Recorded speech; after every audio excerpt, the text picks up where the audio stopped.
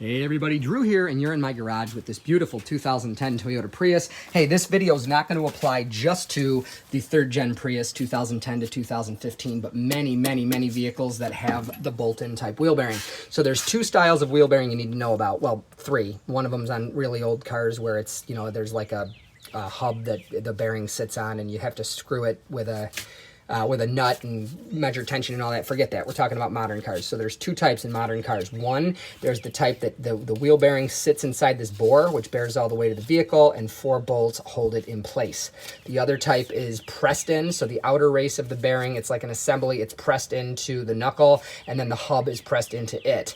This is the type that bolts in, and if you know, we're in Western New York here. This is a Massachusetts car, so it's cleaner than a New York car, but it's not like a California or Florida car. If you're in California or Florida and watching this, just forget it. Same thing, Texas, South Carolina, whatever.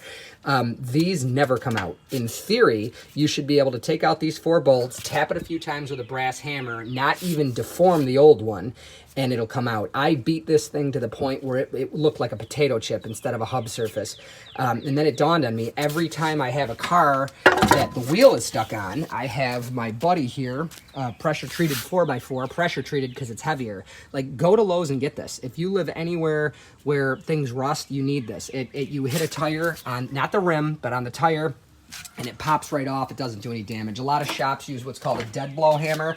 That's a plastic hammer filled with shotgun shot, so it doesn't bounce as much. When you hit a tire, it's going to bounce, but if you hit like concrete with it, it doesn't bounce back up like a, you know, like one of those hammers, or even a plastic hammer. It just dunk. It's dead blow, right? The 4x4 is the better way to go. I'm in the trenches. I do this every day. I've been doing this for 20 years. That's the way to go.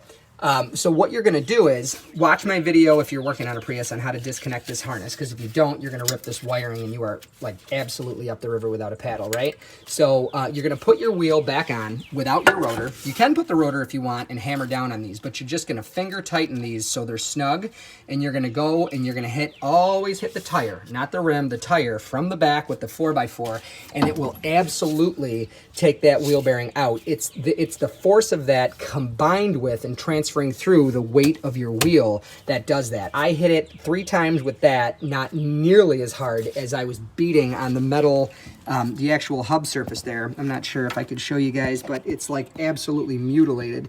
Yeah, I did that for a while with a hammer. I've been through this job more times than I can count, and it's miserable. Every time I go to do one, I assume I'm going to sweat through my clothes, and it's just going to be miserable. I'm probably going to hurt myself, and yeah. Anyway, so it dawned on me, absolutely life-changing tip. Screw the wheel back onto the hub, hit the wheel with a 4x4, and this will pop right out. So hopefully this is helpful. If it is, please give it a thumbs up and consider subscribing to the channel. The entire purpose of this channel is us showing you guys things we have found. My wife and I, we work at the car dealership together. We've owned it for quite a while, and I've worked on cars since I was like 15 years old.